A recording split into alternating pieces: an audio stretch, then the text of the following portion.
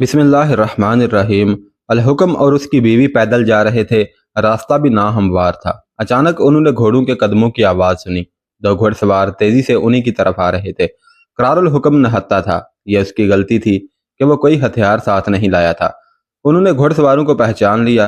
करारुल हुक्म ने अब अपनी बीवी की तरफ देखा। उनके एक तरफ दरिया था और दूसरी तरफ जंगल। बीवी ने करार को कहा कि दरिया में कूद जाओ। करारुल हुक्म ने कहा कि पानी गहरा है और तेज भी है, वो लोग घोड़े दरिया में डाल देंगे। बीवी ने कहा कि मैं कहती हूँ कि कूद जाओ। उसने इस अंदाज से कहा जैसे उसे कोई इशारा मिल गया हो। बच्चे को तुम पकड़ो, मैं बच्चे के बगैर तैर लूंगी। करारुल हुक्म ने बीवी से बच्चा ले लिया और उसे एक हाथ में उठाकर दरिया में उतर गया और टांगों के साथ पानी में तैरने लगा। उसकी बीवी भी दरिया में उतर गई।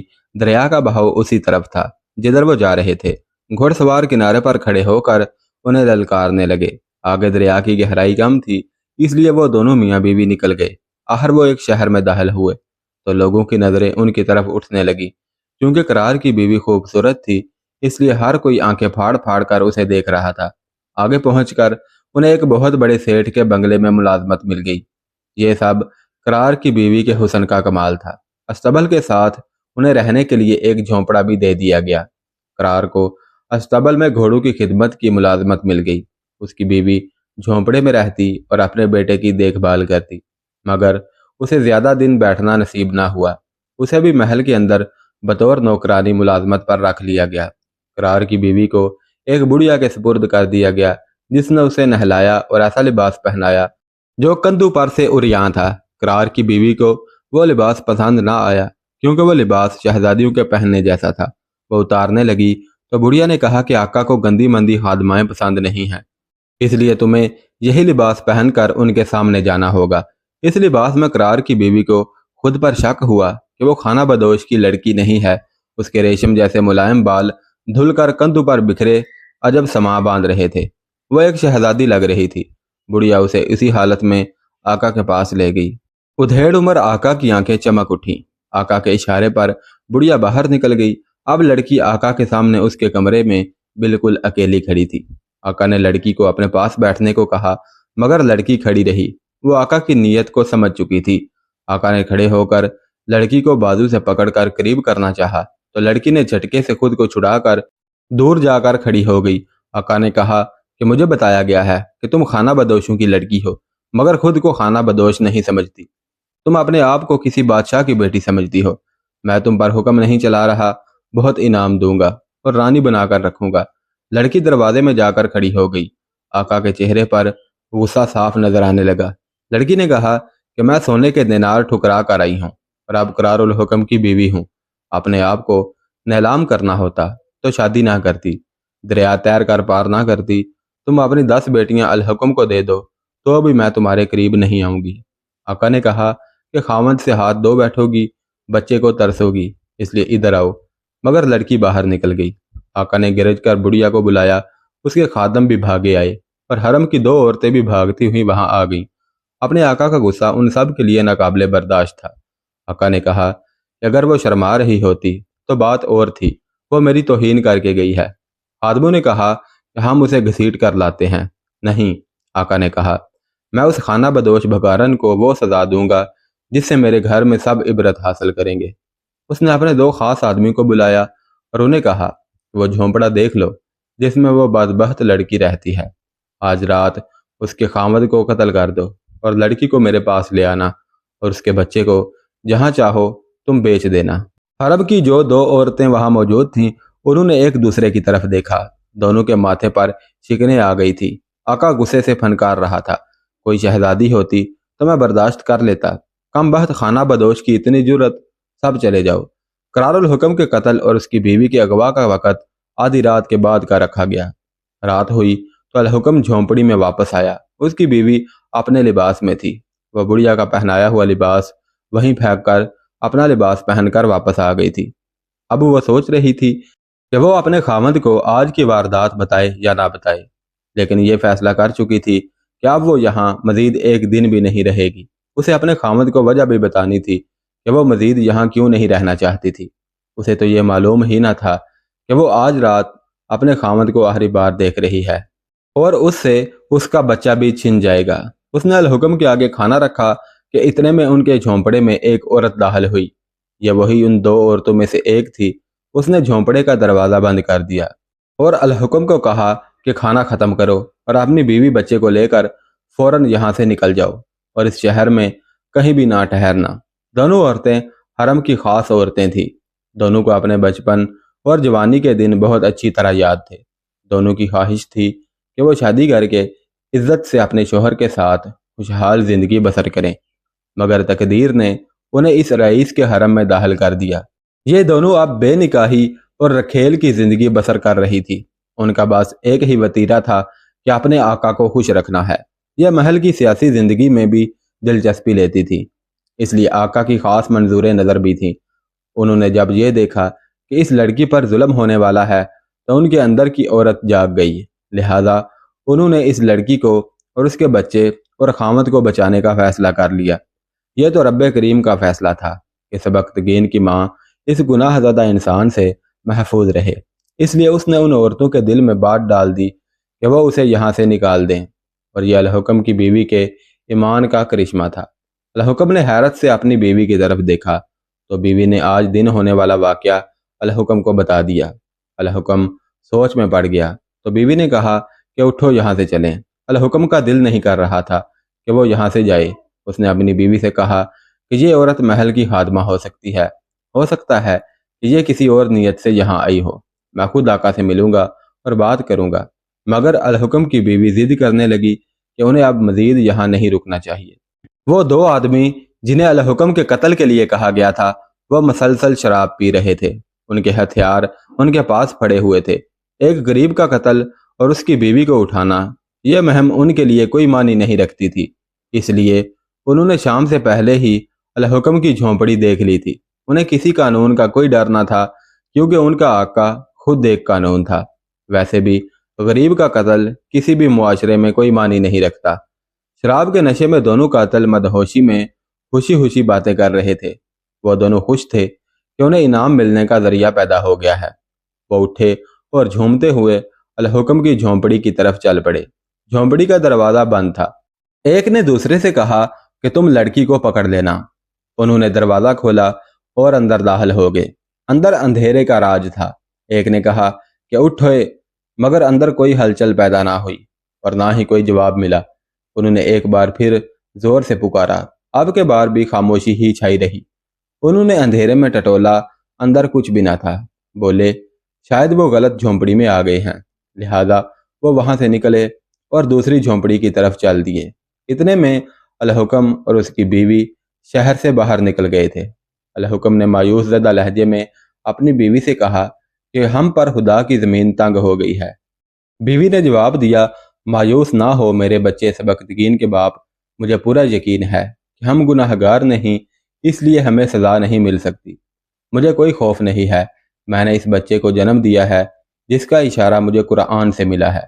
الحکم نے غصے سے کہا کہ تم پاگل ہو، خدا ہم سے اس لیے ناراض ہے کہ تم دعویٰ کرتی ہو کہ تم نے پیغمبر کو جنم دیا ہے۔ یہ خبر اپنے دماغ سے نکال دو اور قرآن کو کوئی تعویذ نہ سمجھو۔ مجھ سے غلطی ہو گئی جو میں نے تم سے شادی کر لی تھی۔ بیوی بدصورت ہی اچھی ہوتی ہے۔ اب میں تمہاری حفاظت کروں یا کہیں کام کر کے تمہارا پیٹ بھروں؟ بیوی نے کہا کہ میں اپنی حفاظت خود کر سکتی ہوں۔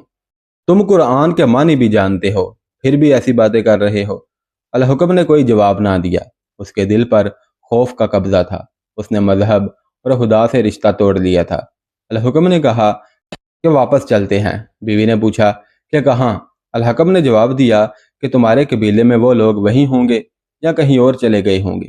بیوی نے کہا کہ پھر کیوں نہ گھوڑوں والے آقا کے پاس چلے جائیں، میں تمہیں اپنے جسم سے بہت سی دولت کما کر دوں گی، بس تم اپنی آنکھیں بند رکھنا اور یہی سمجھتے رہنا کہ تمہاری بیوی بہت نیک پاک ہے۔ تم کیسے مرد ہو؟ کیا مرد تم جیسے ہوتے ہیں؟ میں اپنے بیٹے کو تم جیسا مرد نہیں بننے دوں گی۔ الحکم نے کہا کہ پہلے یہ دعا کرو کہ یہ بچہ زندہ رہے۔ بیوی نے کہا کہ یہ بچہ زندہ رہے گا اور ایک روز ابراہیم علیہ السلام کی طرح تمہیں بھی کہے گا، کیا میرے باپ، جو علم مجھے ملا ہے وہ تمہیں نہیں ملا، میرے ساتھ آ جاؤ، میں تمہیں سیدھے راستے پر لے چلوں گا۔ وہ کچھ نہ کچھ بولتی جا رہی تھی، اس کی زبان بے قابو ہو گئی تھی۔ اور ساتھ ساتھ وہ چلتے بھی جا رہے تھے۔ اس کی حالت عجیب سی ہو گئی تھی اور الحکم پر خاموشی طاری ہو گئی تھی۔ پھر اسی رات سے ان کی زندگی خانہ بدوشی کی شروع ہو گئی تھی۔ فرق صرف اتنا تھا کہ پہلے وہ جنگلوں میں رہتے تھے اور اب وہ شہروں میں رہ رہے تھے، مگر حالت خانہ بدوشی جیسی ہی تھی۔ الحکم کو کہیں نہ کہیں نوکری مل جاتی تھی، جہاں وہ سال 2 سال رہ کر کچھ کما لیتے اور پھر وہاں سے کہیں اور چلے جاتے تھے۔ بچہ جب 4 سال کا ہو گیا تو الحکم کی بیوی نے کہا کہ اب بچہ 4 سال کا ہو گیا ہے، لہذا اب ہمیں کہیں مستقل قیام کرنا چاہیے تاکہ بچے کو کسی مولوی اور استاد کے پاس پڑھنے کے لیے بھیجا جا سکے اور اس کی تعلیم و تربیت کا عمل شروع ہو سکے، ورنہ بڑا ہو کر یہ بھی ہماری طرح در بدر ہوتا پھرے گا۔ بچے کو 1 سال پہلے اس کی ماں نے قرآن کی تعلیم دینا شروع کر دی تھی۔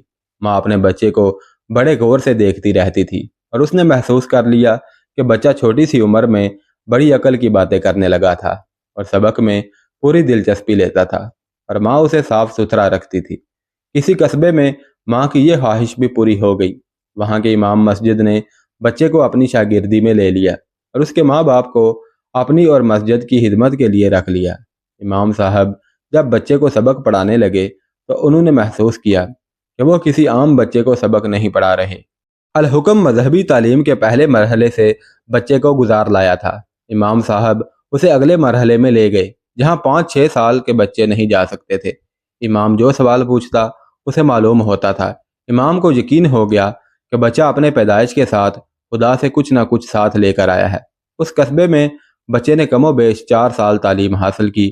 بچے کی عمر 10-11 سال ہو چکی تھی اور وہ اس عمر میں قرآن اور قرآن کی تفسیر اور حدیث پڑھ چکا تھا۔ ایک روز امام صاحب نے بچے کے باپ کو کہا کہ یہاں میرا علم ختم ہو چکا ہے۔ بچہ ایک سوال پر سر پٹہ رہا تھا۔ علم بغیر عمل کے مکمل ہو سکتا ہے، اور کیا بطور شمشیر اللہ اور اس کے رسول صلی اللہ علیہ وسلم کا پیغام پھیلانا جائز ہے؟ میں ساری دنیا میں قرآن کا پیغام کس طرح پہنچا سکتا ہوں؟ اور ایسے بہت سے سوال تھے جو بچہ امام صاحب سے پوچھتا، مگر امام صاحب کے پاس ان سوالات کے جواب نہ ہوتے تھے اور وہ پریشان ہو جاتے تھے۔ امام صاحب نے کہا کہ اب آپ بچے کو بخارا لے جاؤ۔ امام صاحب نے ایک عالم کا نام لے کر کہا کہ وہاں بچے کو ان کی شاگردی میں بٹھا دینا، کیونکہ اگر بچے کی تشنگی نہ بجھی تو یہ پاگل ہو جائے گا۔ اس بچے میں سپاہیانہ جوہر بھی ہیں، اگر اس نے علم کے ساتھ وہ جوہر بھی سیکھ لیے تو یہ بڑا ہو کر بڑا نام پیدا کرے گا۔ وہ دور جنگ و جدل کا تھا اور مسلمان آپس میں لڑ رہے تھے اور عیسائی مسلمانوں کو غلام بنانے اور اسلام کو مٹانے کی سر توڑ کوشش کر رہے تھے۔ غریبوں کی قسمت اتنی اچھی تو نہیں ہوتی، مگر اس بچے کو اگر موقع مل جائے تو یہ کسی خطے میں اللہ کی حکمرانی قائم کر دے گا، مگر اسے ایسا موقع نہیں مل سکے گا کیونکہ یہ عدل و انصاف کی باتیں کرتا ہے۔ اسے میں نے کبھی ایسا سبق نہیں دیا تھا۔ قرار الحکم نے جواب دیا کہ میں نے اسے ایسا سبق دیا تھا۔ میں کم علم انسان ہوں اور ایران کے شہنشاہ نوشیروان عادل کی نسل سے ہوں۔ باپ دادا جو مجھے اس دور کی باتیں سنایا کرتے تھے، وہ باتیں میں نے اس بچے کو سکھا دی تھی۔ قرآن میں بھی اس نے یہی پڑھا ہے۔ امام صاحب نے کہا کہ اسے بخارا لے جاؤ، میں تمہیں خط لکھ دیتا ہوں، وہاں تمہیں بہت اچھا ذریعہ معاش بھی مل جائے گا، اور خیال رکھنا اکیلے نہ چل پڑنا، راستوں میں چوروں اور ڈاکوؤں اور راہزنوں کا بہت خطرہ ہوتا ہے۔ تمہارے پاس دولت نہیں، مگر تمہاری بیوی بہت قیمتی ہے، کہیں ایسا نہ ہو کہ بیوی سے ہاتھ دھو بیٹھو۔ بچے بھی اغوا ہوتے ہیں اور غلاموں کی منڈیوں میں فروخت کیے جاتے ہیں۔ مزید کچھ دن رک جاؤ، کوئی قافلہ تیار ہو جائے تو اس کے ساتھ چلے جانا۔ اس دور میں لوگ ڈاکوؤں سے بچنے کے لیے قافلوں کی صورت میں سفر کیا کرتے تھے۔ اکیلے دھکیلے مسافر ڈاکوؤں کے ہاتھوں لٹ جایا کرتے تھے۔ کبھی کبھی قافلوں پر بھی حملہ ہو جایا کرتا تھا، مگر قافلے والے مل کر مقابلہ کیا کرتے تھے۔ باقاعدہ لڑائی کی صورت اختیار کر جاتی تھی اور اس طرح بچ نکلنے کی صورت پیدا ہو جاتی تھی۔ خوبصورت عورتوں اور بچوں کو فروخت کیا جاتا تھا۔ جن حاکموں کو ڈاکوؤں کا کلا کما کرنا چاہیے تھا، وہی ان اغوا کی ہوئی عورتوں اور بچوں کے خریدار ہوا کرتے تھے۔ امام صاحب نے ٹھیک کہا تھا کہ اس کی بیوی اپنی خوبصورتی کی وجہ سے قیمتی ہے، اس کا بچہ ذہانت کی وجہ سے کسی دولت سے کم نہ تھا۔ اگر اکیلے سفر کرتے تو سب کچھ لٹ سکتا تھا۔ کوئی قافلہ تیار نہ ہوا، ایک قافلہ وہاں سے گزرا، جن میں عورتیں، بچے، مرد اور زیادہ تر تاجر شامل تھے، جو سبھی بخارا جا رہے تھے۔ الحکم بھی اپنی بیوی اور اپنے بچے کے ساتھ اس قافلے میں شامل ہو گیا۔ سفر کی پہلی رات آئی تو قافلے نے ایک وادی میں پڑاؤ کیا۔ کھانا پکایا گیا اور سب نے مل کر کھایا۔ سفر کی تھکان کی وجہ سے سب سو گئے۔ 3-4 محافظ پہرے کے لیے کھڑے کر دیے گئے۔ پہرے دار چٹانوں اور خیموں کے ارد گرد گھوم پھر رہے تھے۔ آدھی رات کے وقت پہرے داروں کو گھوڑوں کی ٹاپ سنائی دی جو انہی کی طرف بڑھتے چلے آ رہے تھے۔ پہرے داروں نے کمانوں پر تیر چڑھا لیے اور ایسے آدمیوں کو بھی جگا لیا جو جوان تھے۔ گھوڑ سواروں کی آوازیں قافلے والوں کی طرح نہیں تھیں۔ یہ کسی محاذ کو جاتی ہوئی فوج ہو سکتی تھی یا پھر ڈاکو ہو سکتے تھے۔ اب وادی میں مشعلیں نظر آنے لگیں۔ یہ سواروں کے ہاتھوں میں تھی۔ سواروں نے قریب آ کر گیدڑوں اور بھیڑیوں کی طرح چیخنا شروع کر دیا اور گھوڑوں کو ایڑ لگا دی۔ پہرے داروں نے تیر چلانے شروع کر دیے۔ 1-2 ڈاکو تیر کھا کر گرے مگر وہ طوفان کی طرح آئے۔ سوئے ہوئے قافلے والوں کو جاگنے کی مہلت بھی نہ ملی اور وہ گھوڑوں تلے کچلے گئے۔ قافلے میں جو لڑنے کے قابل تھے انہوں نے مقابلہ کیا۔ ڈاکوؤں نے مشعلیں پھینک دی تھیں جو زمین پر پڑی جل رہی تھی اور ان کی روشنی میں ساری وادی نظر آ رہی تھی۔ ماؤں نے بچوں کو سینے سے لگایا اور جنگل میں جدھر کو منہ کیا بھاگ کھڑی ہو گئی۔ بعض بچے اکیلے چیختے چلاتے بھاگ کھڑے ہوئے۔ الحکم اپنی بیوی کو بازو سے پکڑ کر گھسیٹ کر ایک طرف لے گیا۔ بچہ ان کے ساتھ تھا مگر جب وہ چٹان کی اوٹ میں پہنچے تو بچہ ساتھ نہ رہا۔ الحکم کی بیوی چیخنے لگی۔ الحکم نے بڑی مشکل سے بیوی کے منہ پر ہاتھ رکھ کر اسے چیخنے سے روکا اور کہا کہ خاموش رہو ورنہ ڈاکو تمہیں پکڑ کر لے جائیں گے۔ الحکم بیوی کو سمجھا اور چھپا کر بچے کی تلاش میں نکل کھڑا ہوا۔ الحکم خالی ہاتھ تھا۔ وہ آگے بڑھنے سے بھی ڈر رہا تھا۔ خیمہ گاہ میں قتل و غارت جاری تھی۔ عورتیں اور بچے چیخ رہے تھے۔ ڈاکو گھوڑوں سے اتر آئے تھے اور وہ سامان سمیٹ رہے تھے اور ان میں بعض اپنے کام کی عورتوں اور بچوں کو ساتھ لے جا رہے تھے۔ ڈاکوؤں کے گھوڑے چلے گئے اور ساتھ قافلے والوں کے گھوڑے اور اونٹ بھی چلے گئے۔ رات گزر گئی اور صبح کی روشنی پھیلنے لگی اور جو لوگ بچ کر ادھر ادھر نکل کر چھپ گئے تھے وہ بھی واپس آنے لگے۔ ہر طرف لاشیں بکھری پڑی تھی۔ تمام جانور غائب تھے۔ کچھ بچوں کی لاشیں پڑی ہوئی تھیں اور کچھ غائب تھے۔ جوان عورتیں صرف وہ بچی تھیں جنہیں بھاگ کر چھپ جانے کا موقع مل گیا تھا۔ ان میں الحکم کی بیوی بھی تھی۔ وہ دیوانہ وار اپنے بچے کو ڈھونڈ رہی تھی۔ اسے بچہ تو نہ ملا مگر بچے کا باپ مل گیا مگر وہ زندہ نہیں تھا۔ اس کے پہلو میں برچھی لگی تھی۔ لاش خون میں لت پت پڑی ہوئی تھی۔ قرار کی بیوی بالکل پاگل ہو گئی۔ سامان اور خیموں کو وہ الٹ پلٹ کر دیکھنے لگی۔ سب سے پوچھنے لگی کہ تم نے میرا بچہ تو نہیں دیکھا؟ وہ سب سے خوبصورت تھا۔ وہاں سب کی حالت ایسی تھی کہ کسی نے اس پر توجہ نہ دی۔ وہ چٹانوں پر چڑھی، اتری، بھاگی اور زور زور سے چلائی، سبقتگین آ جاؤ، اپنی ماں کے پاس آ جاؤ۔ لٹا ہوا قافلہ خوف سے کانپتا اور آہوزاری کرتا ہوا چل پڑا اور پھر چلتا گیا۔ پیچھے وادی میں چیلو نے اپنا راج قائم کر لیا اور وہ لاشوں کے گوشت کو نوچ نوچ کر کھانے لگی۔ وادی میں ایک نسوانی آواز سنائی دیتی رہی، سبقتگین آ جاؤ، اپنی ماں کے پاس آ جاؤ۔ اور جب 4 روز بعد وہاں ہڈیاں رہ گئیں تو اس وقت بھی وہی نسوانی آواز آتی رہی کہ سبقتگین اپنی ماں کے پاس آ جاؤ۔ اس راستے سے گزرنے والے قافلوں، ڈاکوؤں، راہزنوں اور فوجیوں نے یہ آواز سنی اور لوگوں نے اس آواز کے متعلق عجیب و غریب کہانیاں گھڑ دی اور مشہور کر دیا کہ کسی بدروح کی آواز ہے۔